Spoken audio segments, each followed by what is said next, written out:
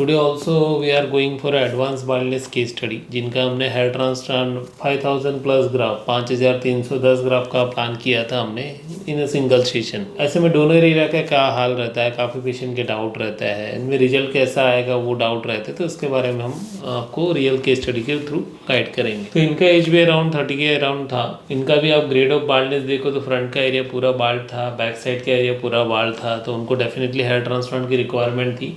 The good part is उनके case में donor area बहुत अच्छा था। The hair quality on the back side was very thick, the number of hairs are very good in the back side donor area. तो जब donor area अच्छा होता है तो हम मेगा सेशन से गीगा सेशन तक भी पहुंच जाते हैं। Giga session means more than 5000 grafts और more than 4000 graft for certain surgeon. तो इसमें हमने पूरा हेयर ट्रांसप्लांट का प्लान उनका 2 दिन में एक ही सेशन में कवर करने का प्लान किया। इसमें भी आप देख रहे हो मिडल जोन में थोड़े हेयर्स है उनके, तो हमने फ्रंट और क्राउन में हेयर ट्रांसप्लांट ज़्यादा प्लान किया और मिडल जोन में हमने स्प्रेड आउट करने का सोचा। तो पहले दिन का काम में हमने बैक साइड का एरिया स्किप किया और फ्रंट एरिया और मिडल एरिया प्लान किया। इसमें हाई डेंसिटी और इसमें स्प्रेड आउट किए ग्राफ, जहाँ जहाँ गैप है वहाँ पे ही। तो पहले दिन में हमने यहाँ पे 3400 के आसपास ग्राफ लगाए। दूसरे दिन भी हमें ग्राफ काउंट 2000-2500 ग्राफ की रिक्वायरमेंट थी, बट उतना ग्राफ उनका मिलने नहीं वाला था। तो जो रिमेनिंग ग्राफ थे वो हमने वहाँ पे प्लांट किए थे। तो उनका 2 दिन सेशन चला था। ओके, उनका फ्रंट एरिया रो सारा किया था हमने जो टेम्पल्स वाला एरिया था तब स्किप किया था, बिकॉज हमें जितना हो सके हमें पीछे तक भरना था। उनका क्राउन एरिया भी आप देख रहे हो ह्यूज है। इसमें आइडियली 2500 ग्राफ्स की रिक्वायरमेंट थी, पर हम 1900 ग्राफ्स तक कर पाए। पीछे थोड़ा हम कम ग्राफ्स कर पाए थे। तो इसमें ग्राफ डिस्ट्रीब्यूशन आप देख रहे हो कि इसमें हमने बिग एफी टेक्निक से अनइवन जिगजैग हेयरलाइन दी है। फिर उनका फ्रंट एरिया हाई डेंसिटी रखा और मिडल एरिया में हमने थोड़ा दूर दूर ग्राफ्स प्लांट किए हुए हैं, ताकि उनका आगे से अच्छा लुक आ जाए, उनका एक ही बार में कंप्लीट लुक आ जाए। उनको आगे जाके जो मैट्रिमोनियल और वो सारे रीज़न से उनका लुक अच्छा होना चाहिए, वो अच्छे से सेट हो जाए। अगेन बैक साइड में हमने अच्छी डेंसिटी अगेन दे दी है, बिकॉज वहाँ पे डेंसिटी वाइज उनका ज़रूरत ज़्यादा थी। ओके, तो 2 दिन का इनका प्लान चला था। पहले दिन 3400 ग्राफ्स हुए थे, दूसरे दिन उनके 1900 ग्राफ्स हुए थे, टोटल मिला के 5300 ग्राफ्स हुए थे। 3400 ग्राफ में front end middle area cover किया गया था, 1900 ग्राफ्स में हमने पीछे का एरिया कवर किया था, जबकि वहाँ रिक्वायरमेंट और ज़्यादा थी, पर जितना हो सका हमने किया।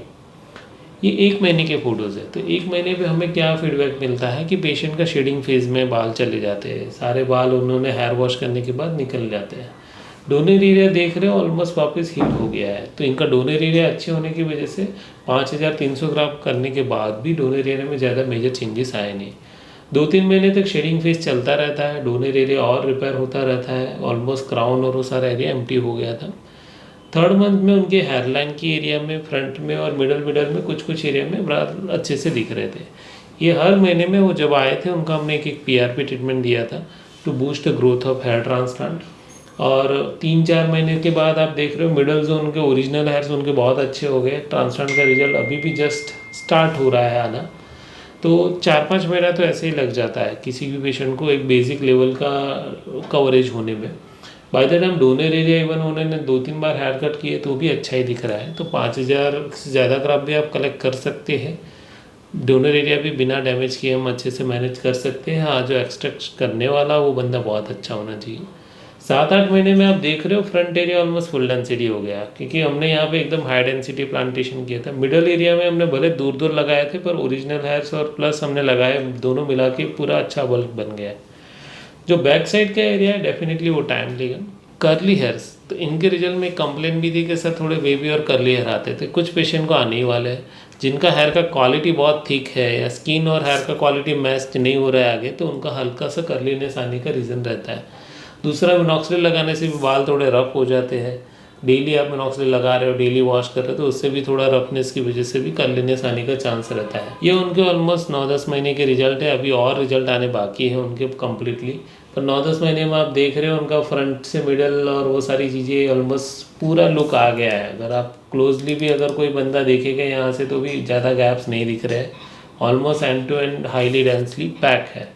तो आप भी ऐसे रिजल्ट 5000 प्लस ग्राफ से अचीव कर सकते हो अगर आपका डोनर एरिया अच्छा है और सर्जन उस हिसाब से स्ट्रेटेजिकली प्लान करके दे आपको, ताकि आपका ना डोनर एरिया डैमेज हो, ना फ्रंट एरिया डैमेज हो, ना back side area. Means result भी अच्छा आ जाए, डोनर एरिया भी बचा हुआ रहे, आप देख रहे हो उनमें और 2-3 हज़ार ग्राफ्स हम वापस निकाल सकते हैं और जो रिमेनिंग एरिया में डेंसिटी इश्यूज़ है उसको हम करेक्ट कर सकते हैं।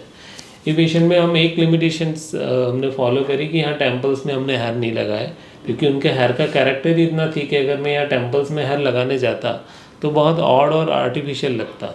तो कई बार टेम्पल्स ना करने का रीज़न भी होता है, तो वो भी इसमें हमने आपको एक्सप्लेन कर रहे हैं कि ऐसे पेशेंट में हम कई बार टेम्पल्स नहीं लगाते जब टेम्पल्स में थिन हेयर चाहिए और पीछे के सारे हेयर थिक से, तो वो पॉसिबल नहीं है।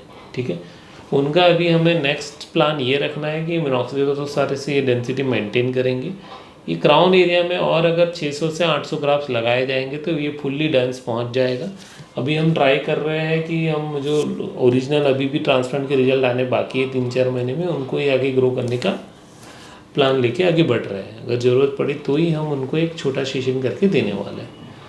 तो दोस्तों, अगर आपको भी ऐसी बाल्डनेस है, आपका हेड साइज़ बड़ा है, आपको ग्राफ क्वालिटी या ग्राफ रिक्वायरमेंट ज़्यादा है, तो आप हमें ज़रूर संपर्क कीजिए। हम आपका डोनर एरिया एसेस करके आपको गाइड कर सकते हैं कि आपके लिए क्या प्लान बेस्ट रहेगा, कैसे आपको प्लानिंग करनी चाहिए, आपको कितने महीने में रिजल्ट आ सकते हैं। ये सारे क्वेश्चन हम वहाँ पर आपको आंसर कर सकते हैं।